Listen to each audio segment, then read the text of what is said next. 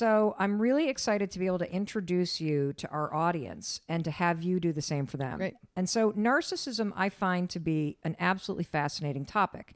And the reason why I don't think it's dark is because I believe that when you understand what it is and what it isn't, and when you have tools, all of a sudden there is a light at the end of the tunnel that you're walking down. And you realize you're not crazy. You're around somebody who's making you believe you are. Correct. That's beautifully put. And I agree with you. In a way, what it is you're giving, back in the day we would have said a road map. No, I'd like to think of it as GPS. I'm hoping to give people a guide to what they're dealing with, and not in an accusatory, you're bad, I'm good way, but in more of a, this may not be good for me. And the challenge in this space, of the narcissism space, is so many people invest themselves in, can I get this person to change? Can I be better? Can I do different to pull something different out of them? And it's to say, stop. That's not going to change, right? It's like trying to change the weather. There's nothing you can do to make Chicago warmer in February. It's going to be cold. Bundle up. Great city, but it's going to be cold. Okay. Right? I want to just go, there was a wake-up call right there. When you're done listening to this episode and you understand what narcissism is and you learn the signs to spot it, takeaway number one is you cannot change the weather in Chicago, No. and you cannot change the behavior of a narcissist. No. So let's start at the beginning, because people are fascinated by the topic of narcissism. The word is now thrown around all the time. What is the definition of a narcissist? Okay, so let's get I even want to go to step 0 from step 1 here, is to say narcissism is not a diagnosis. Okay. Wait, what? It's not. Everyone's like, don't diagnose people. I'm like, okay. I roll up to someone. I said, if I called you stubborn, would you tell me I'm diagnosing you? They're like, no. If I told you you were agreeable, would you tell me I'm diagnosing you? No. Then why are you saying narcissism's a diagnosis when it's not? It is a personality style, just like agreeableness, just like introversion. All of those are personality styles. Nobody's getting themselves all the bee in their bonnet when we say those other things. Wait a minute. Yeah. I thought that this was like a diagnosis. See, already I'm learning stuff from you. So narcissistic personality disorder is a diagnosis, right? Okay, that is. Okay. That's a very specific, 3 words, specific. It's like, let me put it this way. No one would get mad at you if you walked up and said, gosh, you're sad. You seem a little depressed. Don't diagnose me. We'd be okay with you saying, oh, you're sad. You seem a little depressed, right? Yes. Why? Depressed actually is a kind of a clinical term, right? Depression, it's actually called major depressive disorder, is a diagnosis. That's actually more on point. But this word has got people so worked up. Don't diagnose me. It's interesting. It's a pattern that is rewarded by society, and yet people don't want to be called it. I'm like, pick a lane, folks. So let's start here. It is a personality style. It is a maladaptive style. It is an antagonistic style, but it's a style, no different than any other personality style. Okay, so just so I make sure that I'm tracking and everybody's tracking. So basically, we've collapsed 2 things when we talk about narcissism in society. There is narcissists and narcissism, which is a personality style that is maladaptive that we all might exhibit at some point. Nope. Oh, okay. No. I got a personality. You got a personality. People listening and watching this, they've got a personality, and that's their personality. I know. For example, Mel, I'm introverted. Okay. Everyone's like, no, you talk so much. Oh, heck no. There was a day the other day where I didn't speak to a single human being and I didn't leave my house. It was the best day of my week. And people are like, aren't you sad? And we're going out. I'm like, have fun. Don't call me. Like, we're good. So I am a naturally introverted person. I am never going to be the life of the party. I am never going to want to go to a party. I am not a joiner. And after I spend time with a large group of people, I collapse into bed. Okay. Yep. That's my personality. Okay. I've been like that since all my life. All right. Okay. And that got shaped. So if that is my personality, some people aren't a little bit introverted. There's an extroverted person. If you've ever spent time with an extroverted person, they actually kind of lose their mind. I don't have plans. Where is everybody? I can't believe I need to be alone. I've worked with clients who are extroverted and they really are upset about that. And as an introverted therapist, for a minute I was like, what? Like that sounds like fantasy camp, like 3 days alone. Sign me up, you know, Right. but I have to be empathic to this is hard for them. Yep. They're exhausted by being alone. I have an incredibly extroverted child. And when she's alone for 6 hours, she actually starts feeling very sad. And that's real. I can't say, don't be ridiculous. Use your time alone. Like, just like if somebody said, don't be ridiculous, Romney, you're at a party, you know, lighten up. It's the same thing. So that's why I'm saying you are what you are. I actually think a lot of people out there don't have narcissistic qualities. So this leads us to, then what is this? Right. Personality style. What is this? So, It is- but there's two things, just so I'm tracking that we're going to talk about. We're going to talk about narcissism as a personality style. Yep. And then narcissistic Personality personality disorder. disorder, And which is a diagnosis. It's a diagnosis. And you know Got what? it. I don't even think we should talk about it. Okay. Because the fact is, only 1 to maybe 4% of the population has this personality disorder. Okay. The vast majority of cases are never diagnosed. And it is I actually think they should get rid of the diagnosis. I think it serves no Wow. function whatsoever. I really don't. It's the only diagnosis in the world where having it means you do more harm to other people than to yourself. Most disorders are based on the distress that the person themselves are facing. A person with major depressive disorder is really struggling. A person with generalized anxiety disorder is experiencing distress. Even other personality disorders like borderline personality disorder, these are people who are having a lot of distress. Narcissistic personality disorder, as long as life's going the way they want it to, they are happy as can be. And until something goes wrong, then they make a mess, scream at everyone. And then when it goes back to the way they are, they tend to make more money. They're much more successful. They tend to have more success in dating. So this is a tough diagnosis to give out. Now, let's break down what narcissism is. Okay, great. So I just want to make sure, because this is such an interesting topic, and obviously there's lots of content out there all over the place, but you are, in my opinion, the world's leading expert on this. And so what you're basically saying is, if we just understand what a narcissistic personality is, that's enough. Yeah. Because then you can spot the signs, then you can learn to protect yourself. And if I'm going to extrapolate what you're saying, you're basically saying the 1 to 4% of people that ever get that diagnosis anyway already have the personality type. So it doesn't matter. It's just blown out of proportion, and they're finally now in therapy. And don't most narcissists don't know they're go to narcissists. therapy. That's the thing. That's what I'm saying. So there's a lot of people out there who may have this quote unquote diagnosis. They're never going to get diagnosed because they're never across the table from a licensed mental health professional who's actually the only person qualified to issue such said diagnosis. And I'm going to be honest with you, even the majority of people who have the disorder, it's never documented anywhere because the insurance company ain't going to pay for therapy for it because you can't do anything about it. So you see what I'm saying? Hold on. So that was also you just said it again. You cannot change the weather in Chicago. Nope. And you cannot do anything to change somebody with a narcissistic personality? Yeah, and let's push this a little bit further, okay? So I'm going to be sort of a provocateur here. Personality is tough. There's different schools of thought on how much personality can change, all right? There's a little wiggle room. And I think the greater a person's flexibility, psychological and personality, the healthier the person is. It's almost like your body. The more flexible you are, likely the more you work it out, the less likely you're going to develop osteoporosis and break bones and all that. Flexibility is everything. But I would say it matters more psychologically than it even means physically, right? That's why people stretch before a workout. Oh, that's interesting. Because what I'm thinking about right now is there's a pretty famous TED Talk by, I think it's Dr. Schwartz, talking about personality. And what he basically says, and now I'm realizing it's the flexibility you're talking about. He, like you, said, I'm a professor and I am very introverted. But when it matters to me, I can be flexible. I can stand in front of that classroom and I can profess. But the second that lecture is over, I collapse. I'm done. That's it. That's it. So the flexibility you're talking about is that an extrovert like me can shut up and be alone when it matters.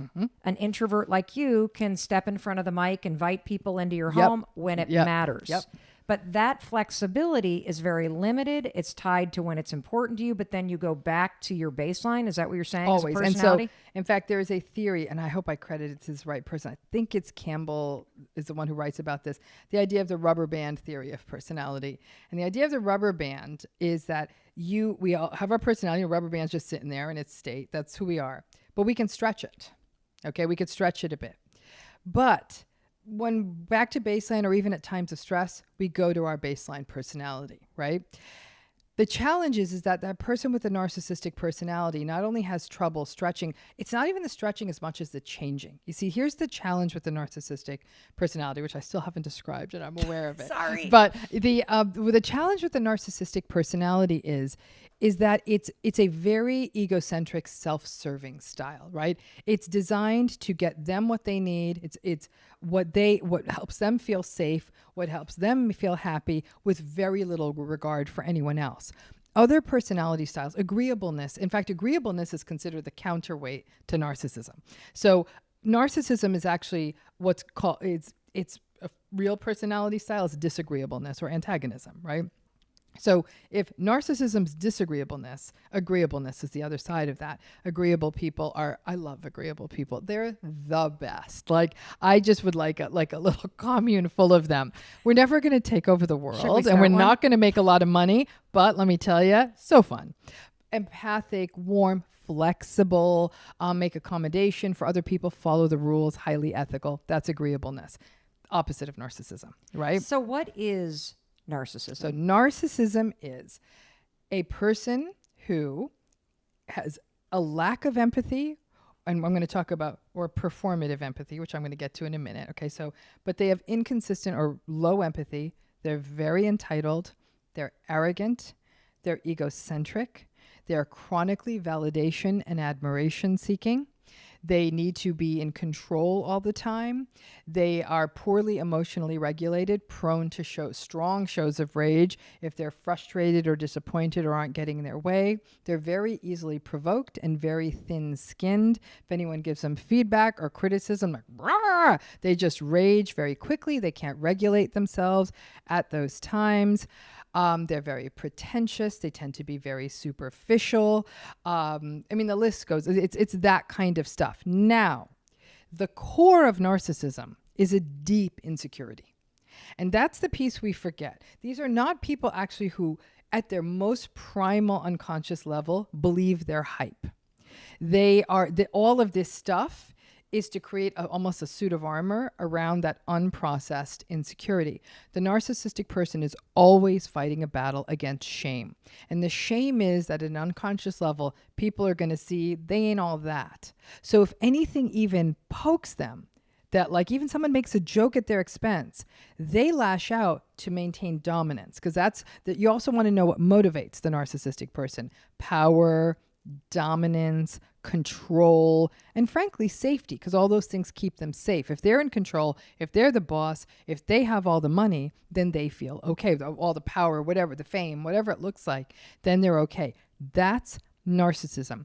What's tricky about narcissism is there's different, I forgot to also say, they're very grandiose. So they live in a fantasy world. I'm going to have the perfect love story. Look at my perfect life. You can see how social media took this grandiosity and blew it up into something that I've been studying narcissism since before there was social media.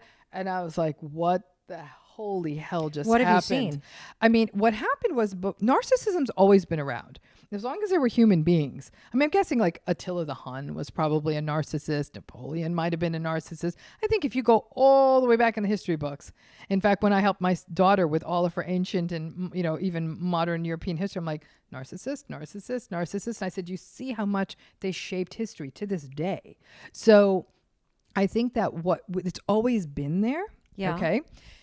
The difference was back in the day, if you needed validation, okay, you and I are both old enough to know about rotary dial phones and no answering machines and no social media, okay?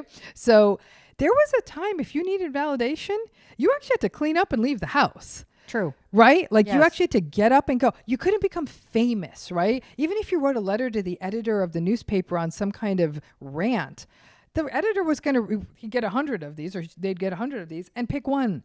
So there was no public place to do this. So where narcissists really did their dirty work was they would harm the people around them. Very dominant, probably cruel to spouses, cruel to children. I think if you look at family lines of this intergenerationally, they'll say like, yeah, really brutal father, really brutal grandfather, really brutal great grandfather. And it often links to things like hierarchies, patriarchies, like things that are all very, very hierarchical. One person gets the final say, not because they're a good person, but just because. So these systems have always been there. And so what happened though is one day, I remember it so well. I remember the house I was living in. Somebody said to me, have you seen this thing called Facebook? I'm like, Facebook? And I remember what a Facebook was. Facebook was that group of pictures that you'd get in your first year of college. Like that's what it was called where I went to college, we had right? one at Dartmouth too. Yep. So there's a Facebook. And I'm like, what is a college thing?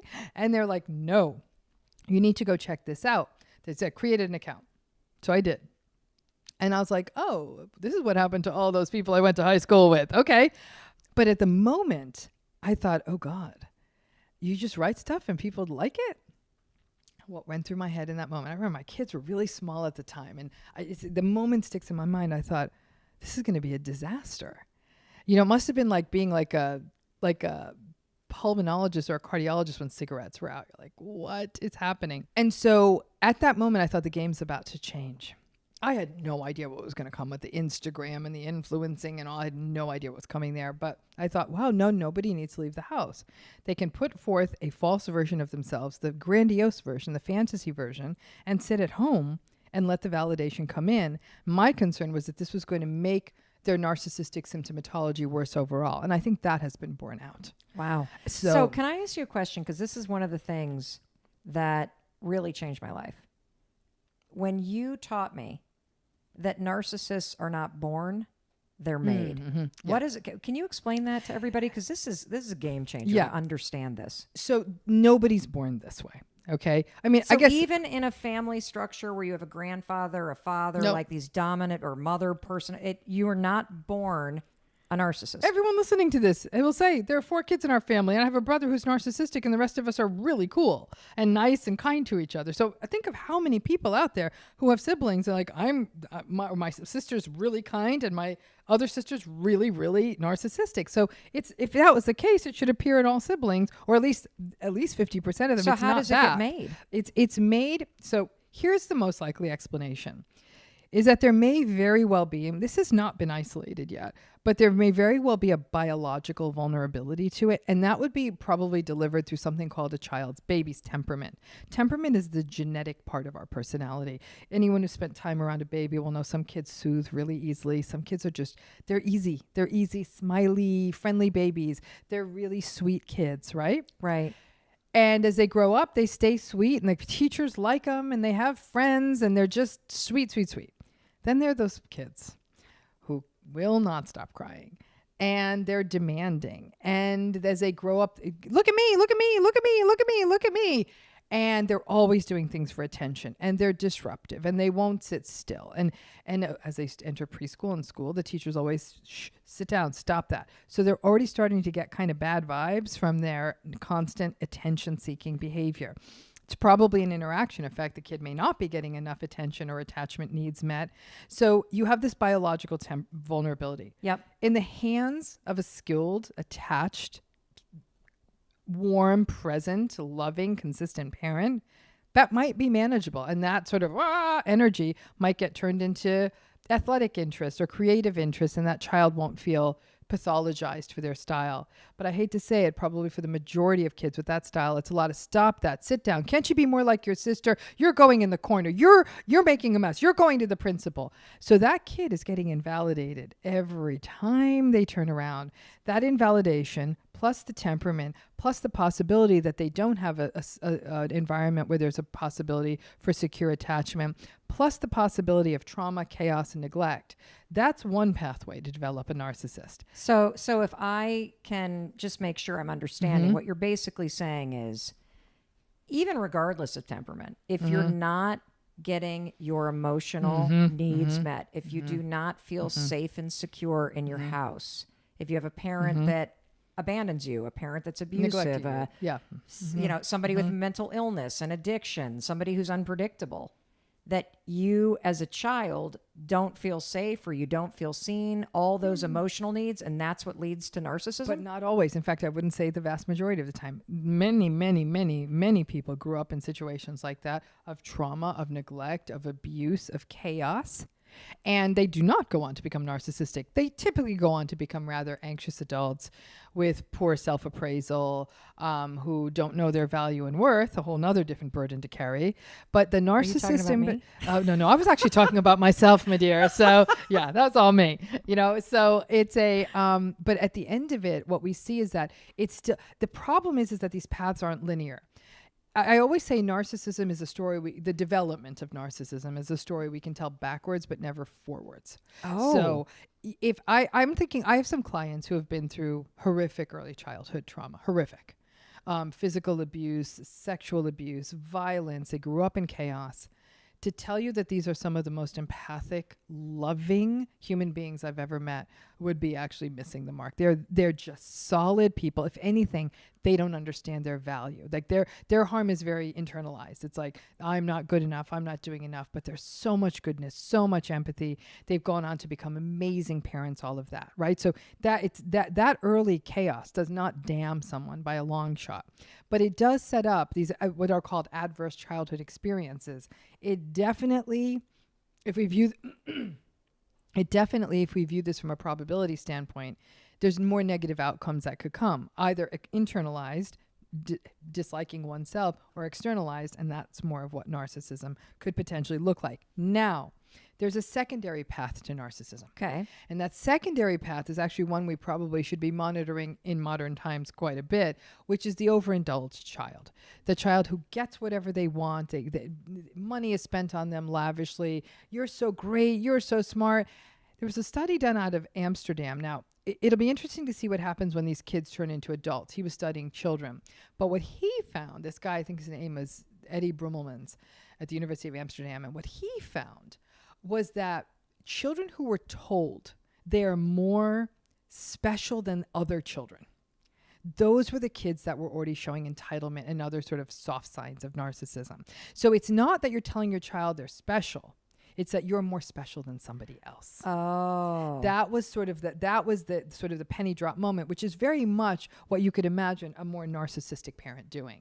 My child is more special than the other children. My child deserves special treatment. My child should play the whole game. My child should get this. My child should get that. But you're looking at kids where they're not taught there's three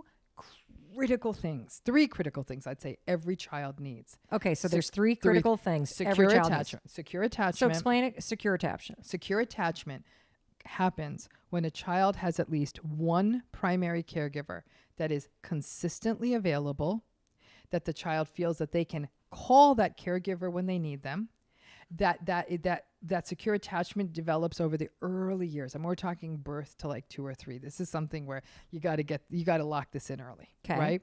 That securely attached child in those early experiments done by John Bowlby and Mary Ainsworth, sort of seminal work in the field, what they found was that the child who was securely attached, when mom would leave them in a strange situation, that would be preschool or babysitter or something like that, the child would whimper a little, like, where are you going? But then they would actually calm down very quickly with the soothing of a caregiver.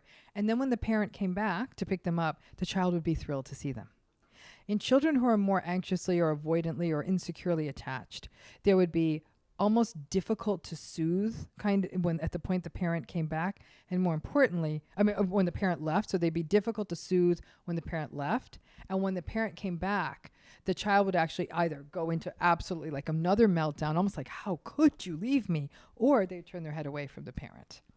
You see, whereas that securely attached child would actually be happy to see the parent when they return. See? Okay. So now that secure attachment is number one, and that's created by consistency and availability in that early environment. You need one parent doing that and one primary caregiver, to be honest. It's anyone, whoever that child identifies as such. Number two is that children need to learn how to soothe themselves, and they need to learn how to be disappointed. Okay. And we're not letting them do that. Like sometimes you fail. Sometimes you don't get the teacher you want. Sometimes they run out of chocolate ice cream by the time you get up. And you know what? Sometimes you lose at Chutes and Ladders. I remember like saying, I'm going to win this game. And the other people are like, don't let them win. I ain't going to let them win. I'm getting up to the top of the Chutes and Ladders and I'm going to win. And I'm saying, wow, that felt good. And when my daughter said, that's not fair, I said, oh, ho, ho, ho. I won this game. Let's be present with me winning. You want to play again? Sure, we can do that again. But you need to learn to be present, that not every outcome is the way you're going to want it to be. That's number 2. Number 3 is empathy. You've got to foster empathy in children and foster compassion. That can be through books they read, stories they experience, sure, but above all else, in the home. How do they learn that? It's modeled for them. They see parents empathizing or caregivers empathizing with each other. They see extended family empathizing with each other. They see empathy in the classroom. They see empathy in the world. And you can imagine a child who sees none of that, or the parent is acting in a very entitled manner, like, oh, let's just go to the head of the line. We're more important than these people. Or, oh, gosh, we're not sitting in that line. All these things parents do that they think are innocuous in an airport, at a soccer game, at a theme park. Your kid's learning, and their brain is just an explosion of neurons and dendrites, and that's getting filed away under we're special. The reason why this is so interesting to me is because I think one of the challenges when you have either a narcissistic parent or sibling or boss or somebody that you're in a relationship with is that you think that somehow everything is your fault. Yes. And when I learned from you that narcissists are made in childhood, it just opened up this door for me to go, oh, wow. So they didn't choose to be this way. They're not consciously doing this.